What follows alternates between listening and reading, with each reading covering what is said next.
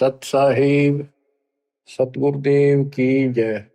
बंदी छोड़ कबीर साहिब जी की जय। बंदी छोड़ गरीबदास जी महाराज जी की जय। स्वामी राम देवानंद जी गुरु महाराज जी की जय हो।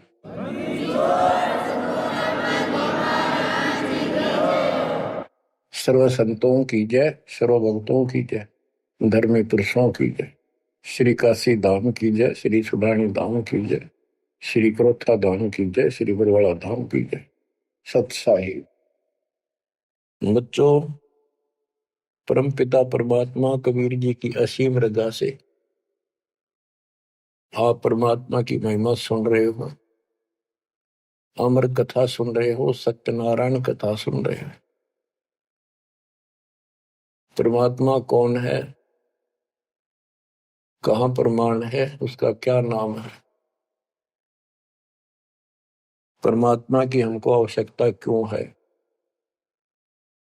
यह सब जानकारी मूल ज्ञान के अंदर विद्यमान है जो आपको सुनाया जा रहा है। ये सूक्ष्म वेद कहते हैं। ये सूक्ष्म वेद आपको सुनाया जा रहा है। हम हिंदू धर्म में जन्मे तो हिंदू धर्म के मूल शास्त्र हैं वेद और गीता, प्लस में इनके सपोर्ट में श्री 18 पुराण है। तो यहां पर हमने सबसे पहले ये समझना होगा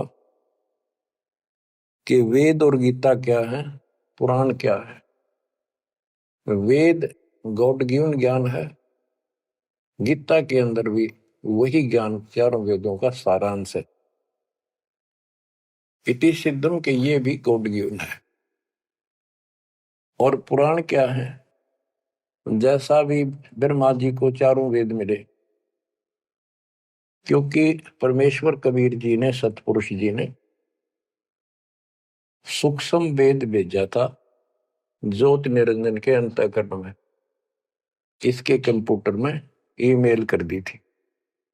इसने उसमें से सतपुरुष की जानकारी कति निकाल दी, कहीं कहीं हिंट छोड़ दिए, वो हटाए नहीं जा सकते थे। वो इसलिए छोड़ दिए कि ये भी गुप्त रहता है, इसने कसम खा रखी है मैं कभी किसी के समक्ष अपने यथार्थ रूप में नहीं आऊंगा। बच्चों, ये कथाएं दास आपको 1994 से सुनाने लगा था। वैसे तो 1994-95 से तो सरेआम सत्संग सुनाता था, उससे पहले 10-20 वक्ताओं बिठा करके भी चर्चा किया करता था। ये सारी कथा परमात्मा कबीर जी ने जो बता रखी थी, गरीबदास जी ने अमर ग्रंथ में बता रखा था, वो सुनाया करता था। यही सृष्टि रचना कैसे हुई, इसने कैसे क्यों कसम खाई, दुर्गा को नीचे भेज दिया, आप गुप्त रहने लग गया, तो ये बात जचा नहीं करती 90% का है कि ये कोई बात है, दंत कथा है तो कहानी बना रखी है। भगवान ऐसे गुप्त क्यों रहेगा, भगवान ऐसे क्यों करेगा, ये भगवान है ही नहीं। भगवान तो श्रेआम आते रहे और आते हैं, ये भगवान ही नहीं है, ये परमात्मा ही नहीं है। परमात्मा गुप्त रहता है नहीं, हम उसको पहचान नहीं पा रहे, इसलिए समस्या यह आ गई। इसने अज्ञान इतना गहरा कर दिया कि हम भगवान को सामने देखकर भी उसको पहचान नहीं पा रहे। इतना ज्ञान भर दिया हमारे अंदर, उसकी डेफिनेशन बदल दी। अब जब सृष्टि रचना दास ने अपने शब्दों में लिखी तो प्रमाण दिए सारे, परमात्मा की वाणी को सरल करके लिखा सृष्टि रचना। तो गीता गए 7 श्लोक 24 में और 25 में ये खुद कहता है गीता बोलने वाला कि मैं कभी किसी के समक्ष नहीं आता अपने रूप में, मनुष्य रूप में। मुझे ये श्री कृष्ण रूप में, व्यक्ति रूप में मान रहे, मैं कृष्ण नहीं हूं। मेरा ये अटल संविधान है, अनुत्तम सिद्धांत है कि मैं कभी किसी के समक्ष प्रत्यक्ष प्रकट नहीं होता, अपनी योग माया से छुपा रहता हूं। जब ये प्रमाण उन भक्तों को दिखाए जो कभी यहां बने थे, कभी डांटे थे, ये कैसे हो सकता है, उनकी आंखें फटी की फटी रहेगी। तेरा गजब हो, 600 साल पहले लिखी वाणी, बोली वाणी आज सारी सत्य होगी। तो बात यहां उलझ गई थी। तो सबसे पहले आपने ये पहचान करनी होगी कि वेद क्या है और पुराण क्या है। पुराण सहयोगी शास्त्र है, वो उनमें कुछ ज्ञान इन ऋषियों का अपना अनुभव ज्यादातर है, कुछ ज्ञान वेद और गीता से संबंधित। जैसे रोच्य ऋषि की कथा एक अध्याय है, उसमें रुचि ऋषि एक साधक था, वेदों को ठीक सा समझा जैसा वो समझ सकता था, और उसमें लिखा था कि परमात्मा प्राप्ति के लिए एक मंत्र है, ओम नथिंग एल्स, और कोई देव देव पूजा नहीं करनी, ना को दाम पूजने, और मनुष्य जीवन आत्म कल्याण के लिए प्राप्त होता है। वो ज्ञानी आत्मा था, उसने अपना जीवन वेदों अनुसार साधना में समर्पित कर दिया, ना कोई मकान बनाया, जंगल में रहने लग गया, फल फ्रूट खाकर अपना साधना करता। 40 साल की उम्र होगी। उसके चार पूर्वज पिता पितामह, पर पितामह और तीसरा दादा, ये चार दिखाई दिए, और वो चारों पितर बने हुए थे। गीता अध्याय 9 श्लोक 25 में स्पष्ट किया है, भूत पूजेंगे भूतों को प्राप्त होंगे, पितर पूजेंगे पितरों को प्राप्त होंगे, देवता पूजेंगे देवताओं को प्राप्त होंगे, मेरी भक्ति करेगा मुझे प्राप्त होगा। तो उन्होंने पितर पूजे थे, कर्म कांड किए थे, भूत पूजे थे, तो ये चारों भूत बन गए प्रेत। रुचि ऋषि के पूर्वज चारों ऋषि थे, ब्राह्मण थे, वेद पढ़ते थे और साधना वेद के विरुद्ध करते थे। यही तो परमात्मा कबीर जी और उनके बच्चे गरीबदास जी यही तो समझा रहे हैं कि वेद पढ़ने पर वेद न जाने, बाचा पुराण 18, और ये उसे आन उपासना करें, भूल गए सृजनहारा। वो चारों के चारों गीता विरुद्ध, गीता मीन वेद, वेद के विरुद्ध साधना करके पितर बन गए। वो चारों पितर प्रेत दिखाई दिए। उन्होंने कहा कि हे बेटा ऋषि, हे बेटा रुचि, आपने विवाह क्यों नहीं कराया? हम चारों दुख पा रहे हैं, हम भूखे हैं, प्यासे हैं, कष्ट उठा रहे हैं, हम पितर बने हुए हैं, विवाह कराओ, हमारे पिंड भराओ, श्राद्ध निकालो, हमारी कर्म कांड करो ताकि हमें कुछ राहत मिले। रुचि ऋषि वेद के जानने वाले थे। उन्होंने कहा, हे पितामहो, वेद में तो कहा है कि ये कर्म कांड, पितर पूजा, आन उपासना, देव पूजा, ये मूर्खों की साधना है, अविद्या है, आप मुझे क्यों इसमें लगा रहे? वो चारों ऋषि कहते हैं ब्राह्मण के बेटा बिल्कुल सही है, वेद में कर्म कांड को अविद्या ही लिखा है, और बच्चे तू जिस मार्ग पर लगा है ये मोक्ष मार्ग है, और देखो हम दुख पा रहे हैं, हमारा कर्म कांड कर, हमारा छुटकारा करा। फिर बताते हैं पितर ये दे देंगे, पितर ये दे देते, पितर खाक दे देते, आप भूखे मरे। मार्कंडे पुराण से रोच्य ऋषि की उत्पत्ति कथा, ये अध्याय है, चैप्टर है। तो उन पितर आप तो नरक में पड़े ही थे, वो शास्त्र अनुसार शास्त्रों में वर्णित साधना कर रहा था, रुचि ऋषि को और फंसा लिया अपने जाल में।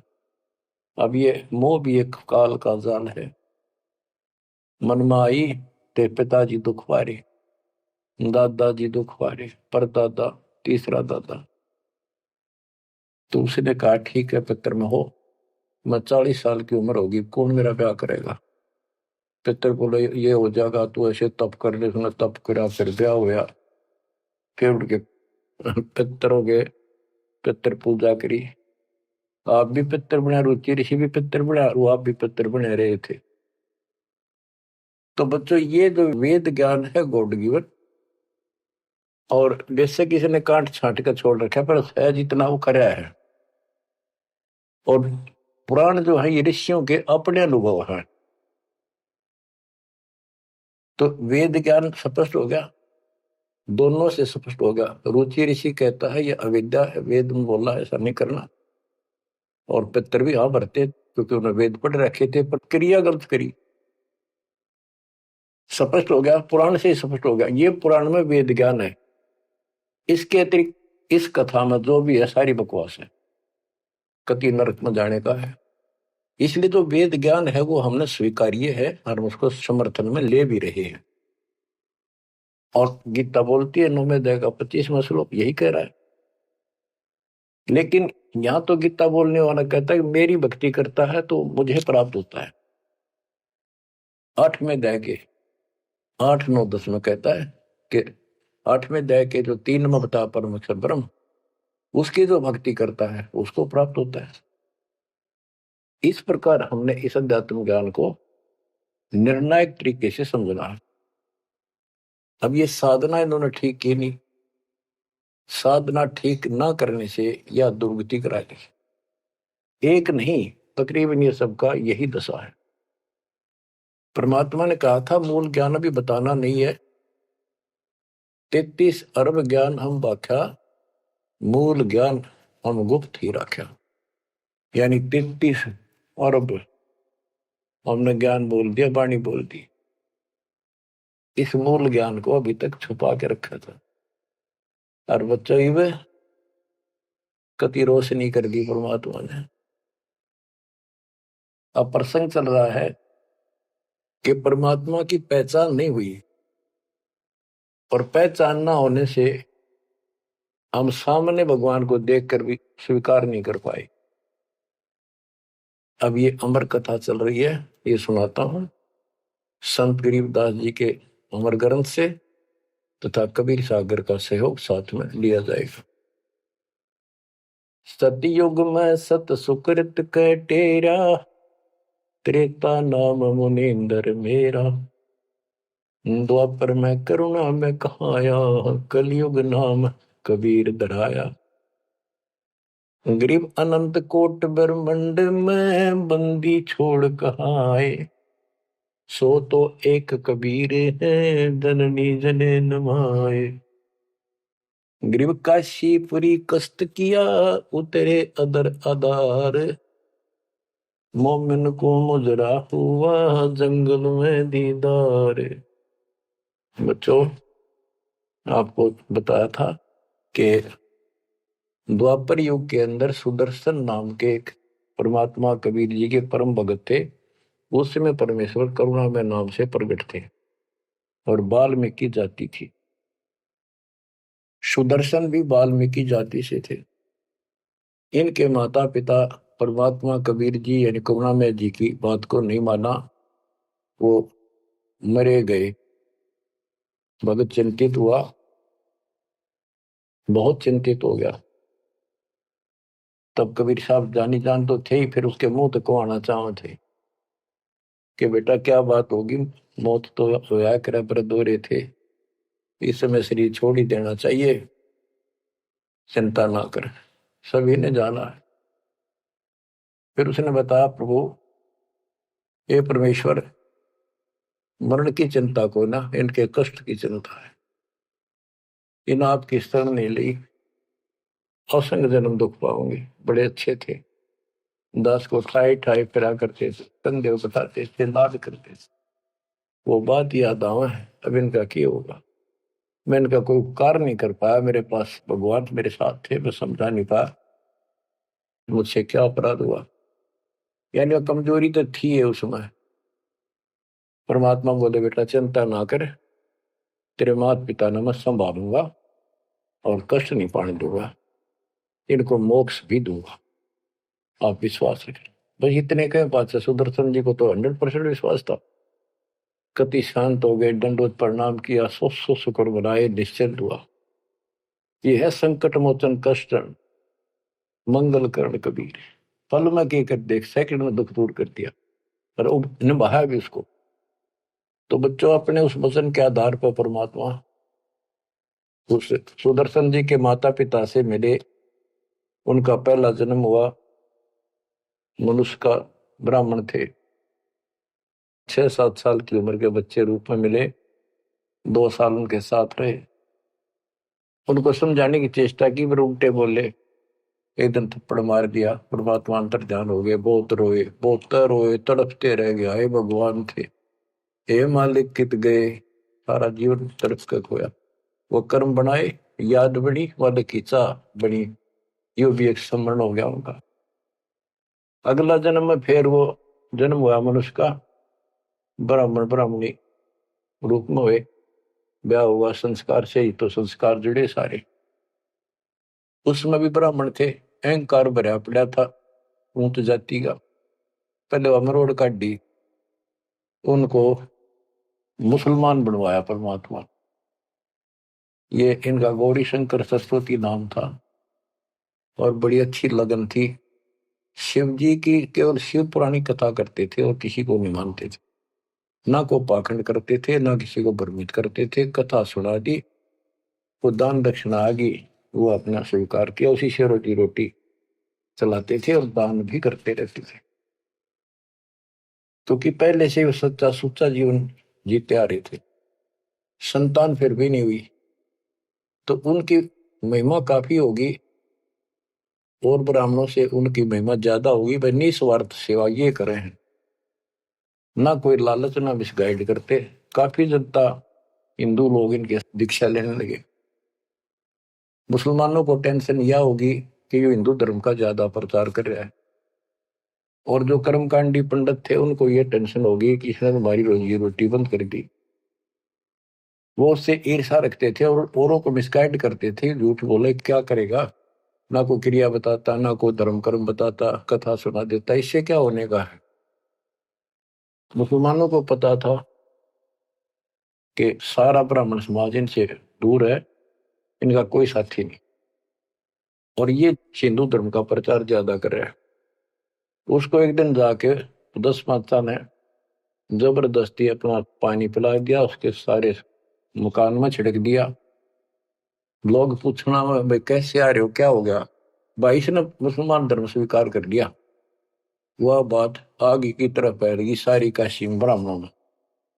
अरे गौरी शंकर तो डूब गया, मुसलमान बन गया, मुसलमानों ने सारा उनका पानी छिड़क दिया, उनको मुसलमान बना दिया। भाई जब वह पंचायत होगी पंडितां की, बहिष्कार कर दिया, जात से निकाल दिया, धर्म से निकाल दिया, गंगा में स्नान करना बंद कर दिया, कोई नहीं जाएगा हिंदू उसके पास।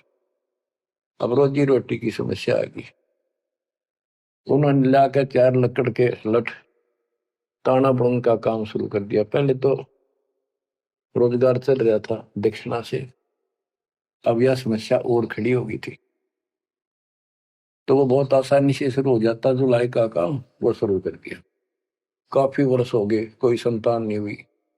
बेशक वो मुसलमान थे, पर भक्ति अपने वही करते थे, शिव जी को याद करते थे। ये आपको पहले ही बताइए कथा। तो बच्चों, एक दिन क्या होता है, नीरू नीमा के कोई जानकार आ गए पड़ोस में, जैसे कि मुसलमानों से ही संपर्क था, कोई कोई यारी दोस्ती थी, वो आगे औरतों में चर्चा चल रहा करे, एक जातक तो चाहिए था, एक लड़का तो होना चाहिए था, बुढ़ापे का सहारा हो गया, पता इनका केरा होगा। नूर अली और नियामत, तो नीमा नीरू कहने लग गए थे, उनको नाम बदल दिए थे उन्हें, गौरी शंकर से गौरी शंकर का नीरू नाम रख दिया, और सरस्वती का नियामत, उसका नीरू नूर अली, तो उसका नीरू कहने लगे उसको नीमा। तो नीमा सारी रात रोई। सुबह वो स्नान करने जाते थे एक लहर तारा तालाब, जिसमें गंगा का पानी लहरों के द्वारा, घाट सा था, गौ घाट से उसे मिट्टी कट जाती है, वो बहुत नीचा किनारा बन जाता है, उस पर से पानी उछल उछल का आकर एक तालाब भरा था, उसको लहर तारा तालाब बोलते हैं। वो आज भी विद्यमान है, लेकिन उसमें पानी अब गंगा का नहीं आता, परिस्थिति बदल जाती है। उसमें बहुत सुंदर मनोरम दृश्य था वहां का, स्वच्छ जल गंगा का भरा ही रहता था, कमल के फूल विकसित थे, आसपास बहुत सुंदर पेड़, हरे भरे छायादार वृक्ष भी लगे हुए थे। वो उनकी कुटिया से लगभग 1.5-2 किलोमीटर दूर था। 3 किलोमीटर, एक कोस 3 किलोमीटर का होता है। तो वो सुबह सुबह उस वहां स्नान करने जाने लगे। पहले गंगा घाट पर नहाया करते थे, नहान की आदत डेली थी। तो वहां तक घूम भी आते, स्नान भी कराते डेली, और शिव जी को याद करते थे, भक्ति करते थे। निम्मा रो रही थी रास्ते में, बुरी तरह रोती जाती, हे शिव जी भगवान, एक बच्चा हमें भी दे देते बेटा, हमारा भी टाइम पास हो जाता, आपके घर में क्या कभी। फूट फूट कर रो रही थी, चल रही थी। नीरू बोला, निम्मा क्यों आंख खराब कर रही है अपने, ये सारा दिन रोड पर लग रही है, बता बीच में भूल पड़ी थी फिर शुरू होगी। भगवान ने देना होता दे ही देते हो, पर कितनी होती है। कुछ तो जो भगवान करे ठीक ही है। वह रो ही रही थी, मान नहीं रही थी, फिर भी जैसे तैसे पहुंच गए स्नान स्थान तक। लहर तारा तालाब पर पहुंचे, फिर निम्मा नहा ली, बाहर आ गई। फिर नीरू स्नान करने गया। निम्मा जो कपड़ा बांध कर नहाई थी, दोबारा उसको धोने के लिए गई, कपड़े चेंज करके। वो ब्रह्म मुहूर्त का समय था, सुबह सुबह 1.5 घंटा पहले सूर्य उदय से।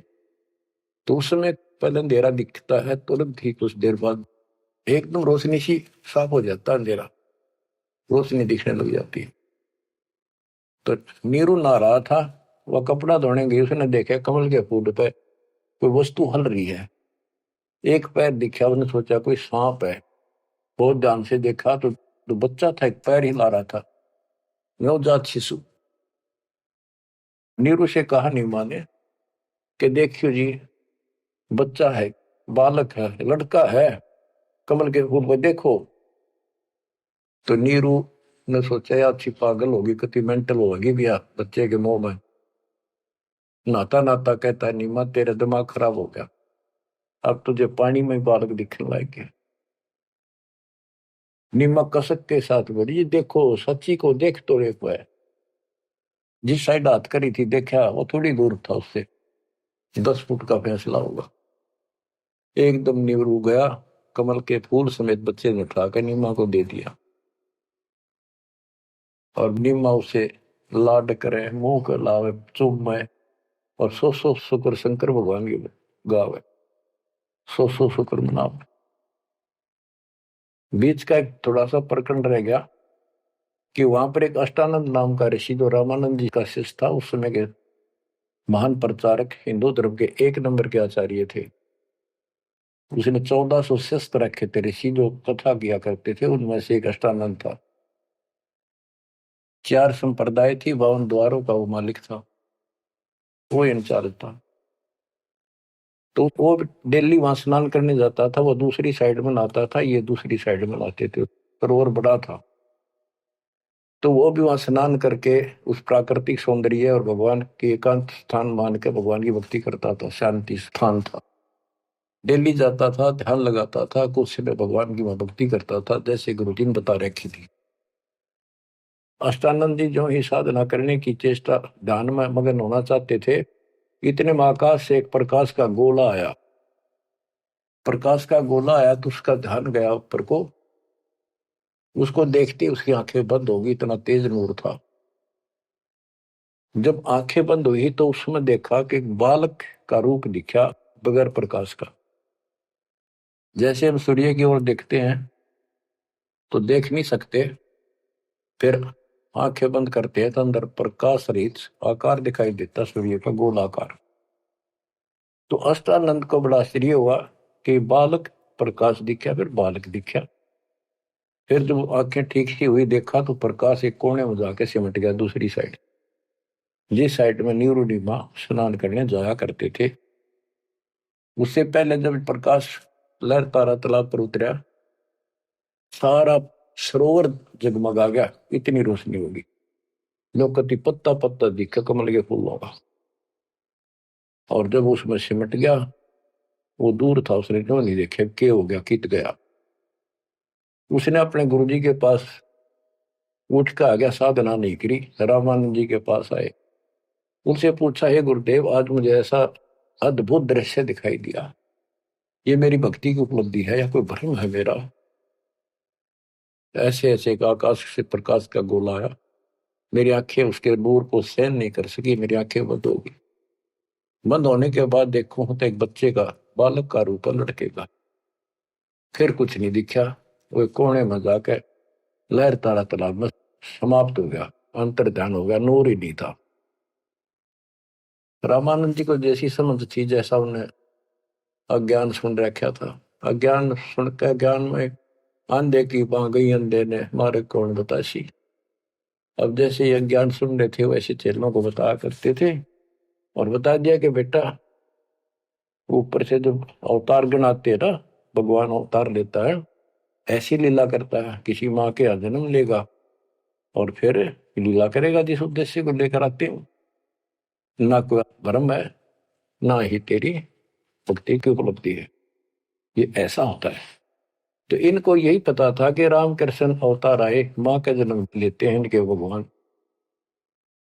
और गरीबदास जी कहते हैं, गरीब अनंत कोट ब्रह्मंड में बंदी छोड़ कहाँ आए, सो तो एक कबीरे हैं जननी जने नमाए। तो रामानंद दृष्टानंद की तो वही बात फैसला। अब नीरू नहा रहा था, नीमा उस भगवान से लाड कर रही थी, सो शुक्र अपने भगवान शंकर के बना रही थी। जगत का पेखड़ा पेख्या, धनी का नाम ना लेखा। बच्चों इसने कोई लेना देना नहीं था इस बात से, भाई मेरा नाम ले, विष्णु का ले, शंकर को किसी को क्रेडिट दे, पर इनकी आस्था बनी रहा भगवान में। ये चाहूं थे दाता आज तक, नरसिंह रूप लेकर ना कुछ मारा रणक्षपु, विष्णु को क्रेडिट कोई बात नहीं, चलन दो, बतेरे दिन चल गई इनकी, अब सारा क्लियर हो जाएगा। मूसल को 3-4 साल का बाल के उठा नहीं सकता, ये तो कभी बच्चे थे उस दाता के। फिर भी अब बच्चों देखो, वो मालिक अपना बाप है, माँ भी वही है और पिता भी वही है। वो दोनों तरफ से दुखी है हमारे लिए, उसमें इतना मोह है। माँ का मोह बालक में घना, पिता का मोह माँ का उससे बहुत घना, और भगवान का उन दोनों वाला, माँ भी है वो हमारी, पिता भी। इसलिए तो दुखी हो रहा है ना, क्या जरूरत थी उस पानी में वो आकर प्रगट होने की से, भूतावास के अंदर जंगल में अपनों के लिए मरता। अब बच्चों परमात्मा ने अपनी महिमा नहीं बनानी थी, उसने तो आस्था रख रही थी भगवान में, इनकी आस्था बनी रही। बच्चों अब हमें ज्ञान हो गया कि वो भगवान है जिसको नीमा सीने का लगाए खड़ी थी, लाड कर रही थी, प्यार कर रही थी, उस समय उसके शरीर की स्थिति कैसी होगी। गीता अध्याय 18 श्लोक 62 में कहा है कि उस परमेश्वर की शरण में जा तू, उसकी कृपा से तू परम शांति को और सनातन परम धाम को प्राप्त होगा। वो सुख सागर है और वो असंग ब्रह्मांड का स्वामी, अरे गोदी में कितनी पुण्यात्मा है वो बच्चों, हिसाब लगाओ। उस मालिक का नाम लेने से कितनी खुशी होती है, शरीर में अलग से एक लहर दौड़ती है। और वो बहन उसको छीनने से लगा रही, मुंह चूमे लाड करे, कितना मोह हो गया। सो सको रे शंकर भगवान, हे भोलेनाथ बड़ी दया करी। इतने में नीरू स्नान करके आ जाता है, उसको लोक लाज के हिसाब से उसने विचार किया अपने मन में, और वो नीमा के सामने व्यक्त किया कि नीमा, हम इस बच्चे को लेकर घर नहीं चलेंगे, क्योंकि समाज के लोग ये कहेंगे ये किसी का चुरा लाए, ये कहेंगे इसके माता पिता बताओ वहां छोड़ कर आवेंगे, हम बतावा कितने, हम कहेंगे कमल के फूल पे, वो मानने नहीं। यह सारी बात उल्टी हो जाएगी। अब तक पहले तो मुसलमान बने, अब इनसे भी निकाल दिया जाएंगे, हमें काशी से निकाल देगा राजा कि तुम बच्चे चुराते करते हो। निमा बोली जी कुछ भी कहो, मैं इस बच्चे बिना जी नहीं सकती, पता नहीं इसने कैसे मोहित कर लिया मेरे को, मैं प्राण छोड़ सकती हूँ, मैं देश निकाला ले लूंगी, देश काम छोड़ दूंगी पर बालक नहीं छोड़। निम्मा का अटल फैसला सुन के नीरू को जिंदगी में पहली बार दुख हुआ कि अकती जिद्दी होगी, मैं इसकी सारी मानता हूँ या एक भी नहीं मानती मेरी, और कितना दुख हो जाएगा कि तो जावांगे मेरे दोस्त 60 साल की उम्र होगी, कहाँ टूक मांग कर खावांगे, क्या करेंगे, सोच आर ला इसने। अंत में दुखी होते रोते हुए ने कहा मैं तेरे एक मारूंगा थप्पड़, ऐसा तो मानती नहीं, पटक किसने नीचे। आज तक मैंने तेरे तेरे हाथ भी नहीं गिरा था क्योंकि हमारा संतान नहीं थी, मैं चाहता था इसको कष्ट ना हो, पर तू जमा जद्दी होगी। जब उसने हाथ करना चाहा तो परमात्मा बोले गोदी में कि निम्मा, नीरू, मोमिन, तुम्हें कुछ नहीं होगा, मैं तुम्हारे कल्याण के लिए आया हूं और मुझे घर ले चलो, कुछ नहीं होगा, कोई कुछ नहीं कहेगा। अब नीरू ये बात नहीं समझ पाया था कि कुछ ना होगा, पर होगा जरूर। उसने सोची वो तो होगा सो होगा, ये मनमान इसमें कोई भूत प्रेत पितर कोई जंत बोल रहा है, यू तो नाड़े मार देगा। वो डर गया, उठा कर अपनी चदरी आगा आगा हो लिया। अब लड़का बच्चा लेकर गए अपने घर, आसपास के अड़ोस पड़ोसी आ गए, लड़का इतना सुंदर है, आज तक देखा नहीं इतना सुंदर बालक, तो इतना चमक, इतना खिला हुआ चेहरा। लोग इकट्ठे हो गए, काशी की औरतें न गीत गाती हमें। वो तो भूल भाल के कितने लहर किसका था, तो उन्होंने बता ही दिया ऐसे ऐसे था, बाकी कोई नहीं पूछा था कि इतना सुंदर बालक, मालिक की कृपा करा के बुद्धि बदल दे। सबका लगाव हो गया नीमा की तरफ, ये तो भगवान आ गए थारी गोदी में। ये तो कोई कह विष्णु जी, कोई कह शंकर भगवान आ गया, कोई कह वरुण देवता भगवान दिखाई दिए, इंद्र देवता, कोई धन का देवता कुबेर बतावे, अपने अपने गुण गावे, अपने अपने हिसाब से परमात्मा को उसकी महिमा बतावे, उसका मूल्यांकन कर रहे थे। और नीमा ने कहा इसका नजर लगाओगे मेरे बच्चे को, तुम ऐसे ना बोलो कि बालक ना देखे तुमने, पागल हो गए तुम सारे, आओ हट रोड़ के तो औरतें कहती है नीमा बालक तो देखे पर इसे ना देखे। बच्चों, उस परमात्मा के प्यार में जो बात बंद हो जाती है दास की, जिसको हम खोज रहे वो हमारे साथ रहते, हम इतने निर्भाग, इतने कर्महीन, उसको आज तक नहीं पहचान पाए। ये हमारा बाप है, ये हमारा भगवान, जिसके लिए हम भटक रहे। मैं रोवे तो सृष्टि को, सृष्टि रोवे मोहे, गरीबदास इसी वियोग को समझ नहीं सकता को। बच्चों ईब समझ में होगा ये अब समझेगा हमारे बीच का जो फैसला था, बीच में जो दीवार थी, अब कति टूट जाएगी, साफ हो जाता। बच्चों हम तो दुखी हैं ही अपने कर्मा कारण, पर उसको और ग्रह तंग कर रखे हमने। अब वो हमारा अपना उसको पता है कि यदि मैंने इनका साथ कति छोड़ दिया तो खा जाएगा काले, इसको सारी कदे नहीं छोड़ रहे, तो ये धीरे धीरे हमारे को किसी न किसी कारण बनाकर इस परिस्थिति में लाया आज। अब यू खोल दिए रास्ते सारे, अज्ञान हटा दिया पूर्ण रूप से, अब साफ दिखाई दे है Kabir is God, Kabir is God. गरीब अनंत कोटि ब्रह्मंड का एक रति नहीं वार, सतगुरु पुरुष कबीर हैं ये कुल के सर्जनहार।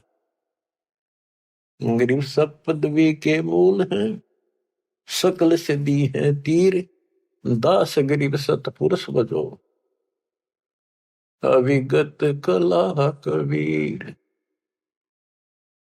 तो वो कबीर कौन, वो भी स्पष्ट कर दिया, जो सारी सृष्टि का मालिक है और जिसके पास सब सिद्धियां, असंग सिद्धियां उसके पास है। गरीब अम सुल्तानी नानक तारे दादू को उपदेश दिया, जाति जुलाहा भेद न पाया, काशी महे कबीर हुआ। जाति जुला सारा स्पष्ट कर दिया, कति खोल के दर दिया। और आज बच्चों 300 साल पहले ये अमर वाणी बोली थी, आज ये स्पष्ट हो गया आपके सामने गीता और वेद पुराणों से। वेद मेरा भेद है मैं ना वेदन के माही, जौन वेद से मैं मिलूं वो वेद जानते नहीं। सूक्ष्म वेद के अंदर परमात्मा की महिमा लिखी है। ऋग यजु है श्याम अथर्व, ये चारों वेद चित भंगी रे, सूक्ष्म वेद बचे साहिब का, सोहन सा सतसंगी रे। आज इस सूक्ष्म वेद से हमें पता चला सत्य का। अब हम सत्य के साथी हो गए, सत्संगी हो गए, हम कबीर साहब के फॉलोअर बन गए। वो सच्चे परमात्मा परम अक्षर ब्रह्म के हम शरण आगे, उस शरण हमें प्राप्त होगी।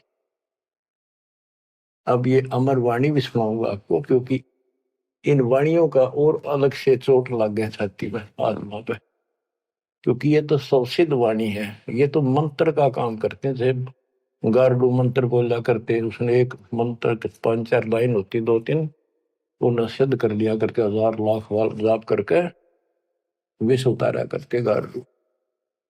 तो वो उस पर भी असर करता था जो अचेत हुआ होता था। सांप लड़ने से मूर्छित हो जाता था जो व्यक्ति जहर के कारण, तो वो मंत्र बोलते रहने से ना वो सुने था, ना समझा था, ना अर्थ का पता था। उसके बार बार उस मंत्र का उच्चारण करता था, 10, 20, 50, 100 बार, उससे वो विष उतर जाता था और सचेत हो जाता था। तो बच्चों, हमारी आत्मा पर पाप कर्मों का और अज्ञान का ये विष काफी दिन से चढ़ा हुआ। हम कभी अचेत पड़े, हमने इस अज्ञान को इतना ग्रहण कर दिया कि हमने ये मान लिया जन्म मृत्यु और ये प्रोसीजर तो सारा गेम है, ये ऐसा ही प्रोसेस होगा इस जिंदगी का। और ये 4 ईंट ला के कि माता धोखे जाते, उसी को सब कुछ मान रखा। तो बच्चों, ये है वो अमर ज्ञान, सूक्ष्म वेद, सवसिद्ध वाणी है एक, जो गरीबदास जी के मुख से उतारी थे। ये गारुड़ के मंत्र की तरह असर करेंगे हमारी आत्मा। जैसे उस गारुड़ के मंत्र को कोई और पढ़ कर सुनाओ है, उससे असर ना हो, वो तो उसी के मुख से काम करेगा, क्योंकि उसमें वो सिद्धि हो रही है। तो संत गरीबदास जी के मुख से उच्चरित वाणी फिर उसका दास अधिकारी है, और दास के मुख से आप सुनोगे और आपकी आत्मा पर उतना असर करेगी। यानी इससे और अलग से कसक और ताकत आओगी आत्मा में, केवल वाणी के सुनने मात्र से। ज्ञान तो यू है ही, ज्ञान तो मौखिक सुनाई दिया, अब इसको पढ़कर सुनाऊंगा और अच्छी कसक बनेगी, आत्मा तड़फ उठेगी उस मालिक के लिए। गरीब काशीपुरी कष्ट किया, उतरे अदर अदार, मोमिन को मुजरा हुआ जंगल में दीदार। ग्रीव कोटि किरण शशि भान सुधा, आसन अदर विमान, पर सतपूर्ण ब्रह्म को शीतल पिंड हरु प्राण। होय होय। ये जंगल में काशी के अंदर सरोवर पर मोमिन नीरू को मुद्रा हुआ। ग्रीव काशीपुरी कष्ट किया, उतरे अदर अदार, मोमिन नीरू को मुजरा हुआ जंगल में दीदार। मोमिन मुसलमान को कहते हैं, नीरू को मुजरा हुआ परमात्मा के दर्शन में। कैसी सतीथि थी मालिक के उस बालक के, कितना तेज था, कितना नूर था। ग्रीव कोटि किरण शशि भान सुधा, आसन अधर विमान, पर सतपूर्ण ब्रह्म को शीतल पेनरु प्राण। कोटि किरण, करोड़ सूर्य, करोड़ चंद्रमा की मिली जुली जो किरण, पूरा प्रकाश नहीं, उनकी किरणों जितना प्रकाश था, ज्यादा नहीं। एक तो सूर्यों जितना प्रकाश हो नहीं, किरण, किरण का प्रकाश सिंपल, यानी तेज बहुत था। और परसत पूर्ण ब्रह्म को शीतल पिंड प्राण, उस पूर्ण ब्रह्म को जब नीमा ने सीने से लगाया, आत्मा ठंडी होगी, कति नो इतना प्रेम जाग गया। ग्रीव गोद लिया मुख चूम कर, हेम रूप जलकंत, जगर मगर काया करे, दम कह पद्म अनंत। ग्रीव गोद लिया मुख चूम कर, हिम रूप जलकंत, जैसे बर्फ जैसी सफेदी चेहरे पर थी, बर्फ जैसे हिम, स्नो वाइट यानी बर्फ जैसा सफेद चेहरा, और जगर मगर काया करे जगमग, जैसे दमक पद्मानंद।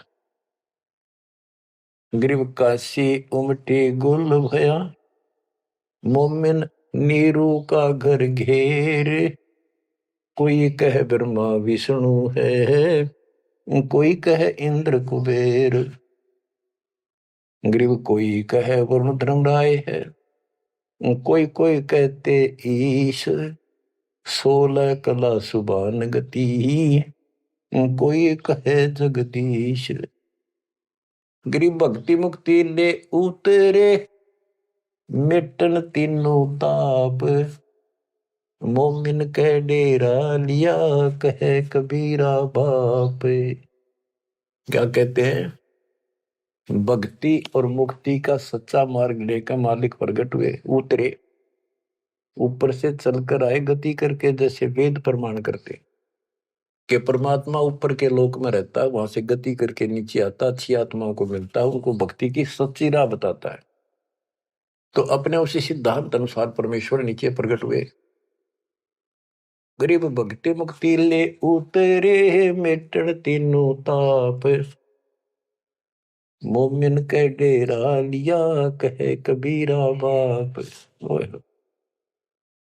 अब क्या बताते हैं संत गरीबदास जी के भक्ति मुक्ति ले उतरे, मिटन तीनों ताप, मोमिन के घर एक मुसलमान के आके डेरा लिया, और उस मोमिन नीरू को कबीर जी अब्बा जान यानी पिताजी कहते थे, बाप क्या करते।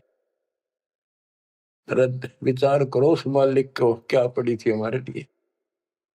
वो तो लीला करनी थी क्योंकि अपने बच्चे के वचन भी पूरे करने थे, और हमारे लिए ये ज्ञान भी देना था, एक प्रमाण भी देना था कि इस समय में हम पहचानते, इसी कारण से तो पहचाने जो लीला मालिक कर गए। आज वेदों से प्रमाणित हो गया परमात्मा ऐसी लीला करता वो है भगवान सही। ये ना कृष्ण की ऐसी लीला वेदों वर्णित, ना श्री राम की, ना विष्णु और ब्रह्मा शंकर जी की, किसी की वजह नहीं। तो वेद गॉड गिवन है, परमात्मा का सच्चा सिद्धांत है। तो उस सिद्धांत पर खरा कौन उतरता है? अब ये सिद्ध हो गया कबीर भगवान। कौन कबीर? जो काशी में जुल्हा था। अब क्या बताते हैं? गिरिव भक्ति मुक्ति ले उतरे, मिटन तीनों ताप, मोमिन के डेरा लिया, कहे कबीरा बाप। गिरिव दूध न पीवन अनभक, नहीं पलने झूलंत, अदर अमान ध्यान में, कमल कला फूलंत। ना दूध पीवे, ना पानी पीवे, ना कुछ खावे, और मालिक ऐसा दिखे जैसे इसके दिमाग कहीं और ही जा रहा है। अब बच्चों, अब और भी टिप्पणी करनी है, बहुत गणे आगे। कोई कहे छल ईश्वर नहीं, कोई कहे छल है, ईश्वर नहीं है। गरीब कोई कहे छल ईश्वर नहीं, कोई के नर कहलाए, कोई कहे गण ईश का, जो जो नीमा मात रसाए। कोई कुछ कहे, कोई कुछ कह रहा था, अपनी अपनी बुद्धि से मूल्यांकन कर रहे थे। तो जो जो वो बात बनाव थे, निम्मा बहुत दुखी हो रही थी, गुस्से हुई थी, उन्हें धमकावत थी, क्यों पीछे पड़ रहे हो मेरे बच्चे का। गरीब काशी में अचरज भया, गई जगत की नींद, ऐसे दुल्हे उतरे जो कन्नावर बींद। वो सारी सृष्टि का मालिक पृथ्वी पाया, गरीब खलक मुलक देखन गया, राजा प्रजारीत, जम्बू दीप जिहान में उतरे शब्द अतीत। गरीब दुनी कह यो देव है, देव कहते हैं ईश, ईश कहे पर ब्रह्म है, पूर्ण विश्व बीश। अब बच्चों, ना दूध पी रहा था, ना पानी, ना को भोजन, दलिया वलिया घोल कर पिलाओ तो मुंह बंद कर ले। 25 दिन बीत गए। नीमा बहुत बुरी तरह रोने लगी। आखिर होगी कि भी बालक मरेगा और साथ मरूंगी। सारी रात रोई। नीरू ने बहुत समझाई, कोई बात नहीं, भगवान ने दिया है तो लेगा तो क्या करा, इतना क्यों दुख पा रही। परवाह नहीं मानी कि इसके गेल मरूंगी, अब मैं जीऊंगी नहीं, मैं इस बच्चे बिना जिंदा नहीं रह सकती। नीरू ने अपने मुसलमानों से सारा पूछताछ लिया था, किसी के जंतर मंत्र लग गया नहीं। आखिर में उन्होंने सोचा रामानंद जी के पास जाता हूँ, वो बहुत चर्चित हैं, विद्वान है, ब्राह्मण है, कुछ बताओगे जंतर मंत्र।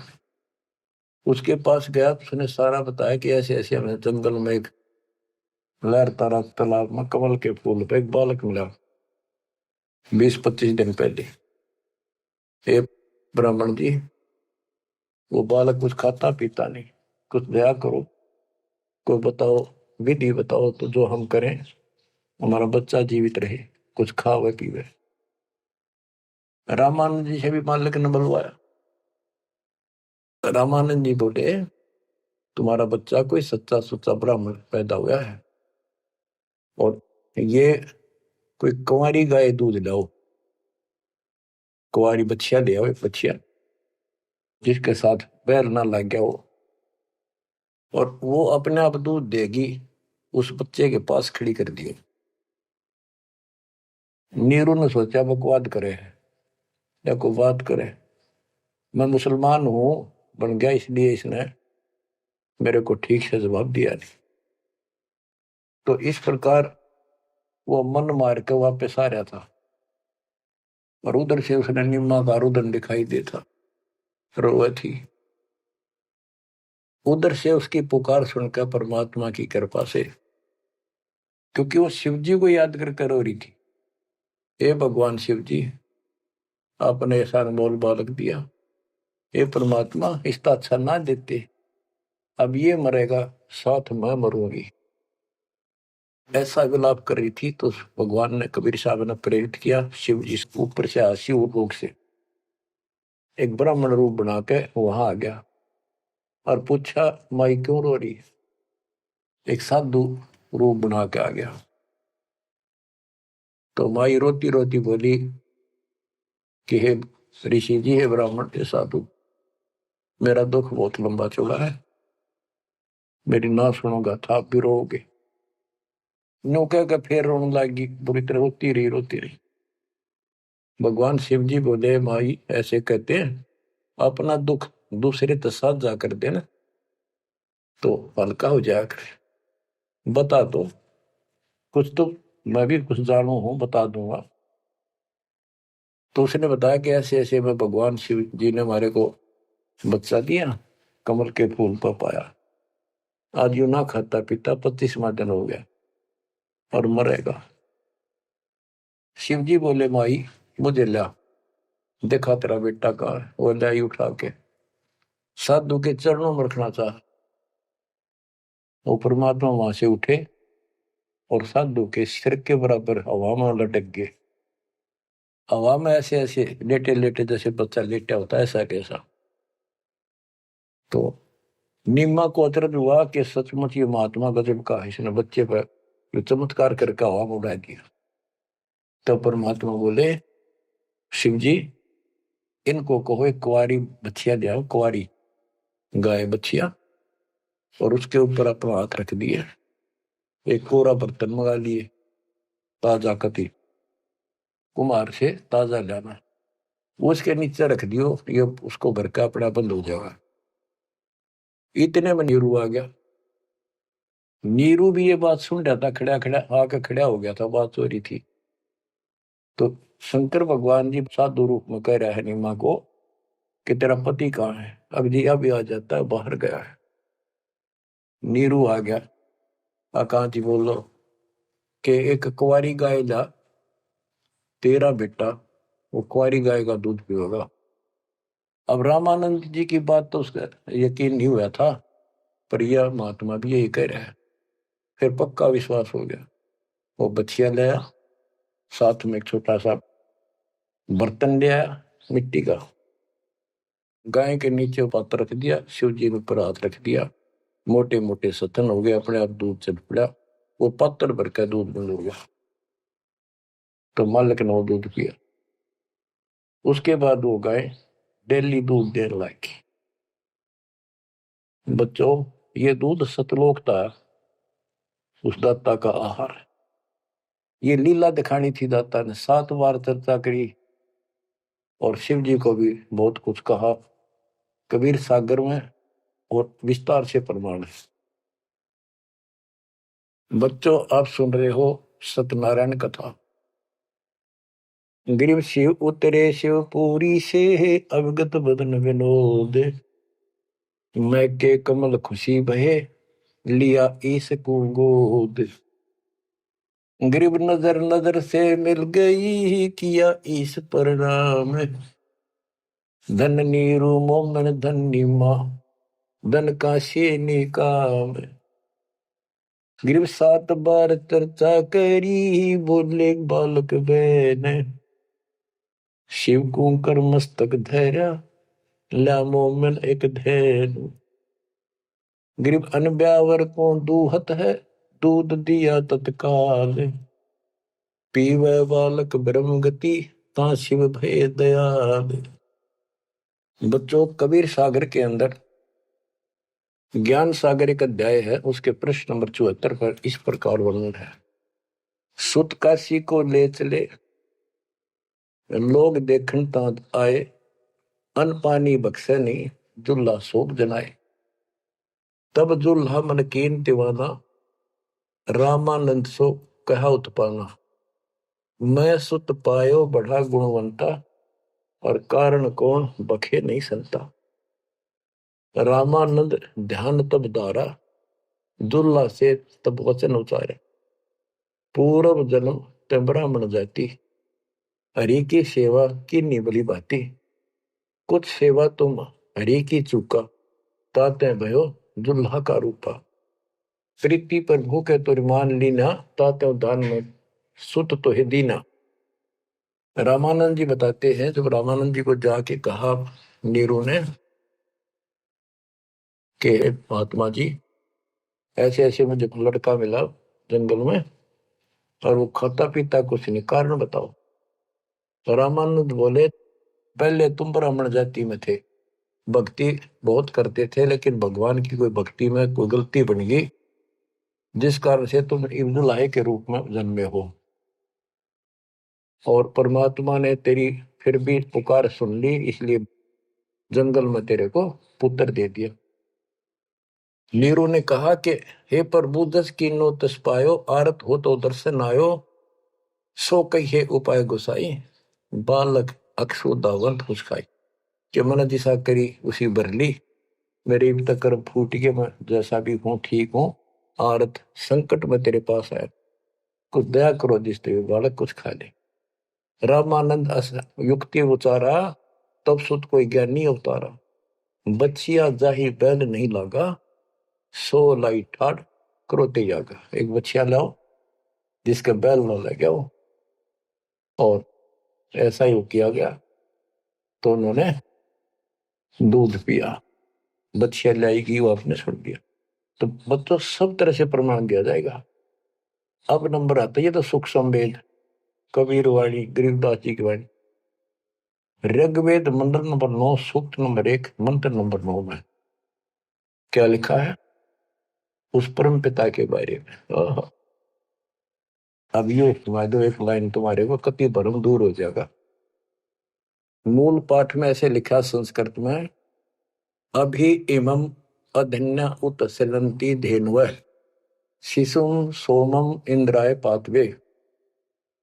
पूर्ण परमात्मा जब बालक रूप में प्रकट होता है, इसका ये अर्थ है उनके परवरिश की लीला अधन्य, बिना दनाई, अभी यानी पूर्ण रूप से कवारी गायों के द्वारा होती है।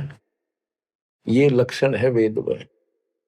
वेद मेरा भेद है, मैं ना वेदन के माही, जोन वेद से मैं मेरे वो भेद जानते। बच्चों आज इतना ही, अमर कथा जारी रहेगी। परमात्मा आपको मोक्ष दे, आपको चरणों से दूर ना करे, दास की यही पुकार है। सत साहिब।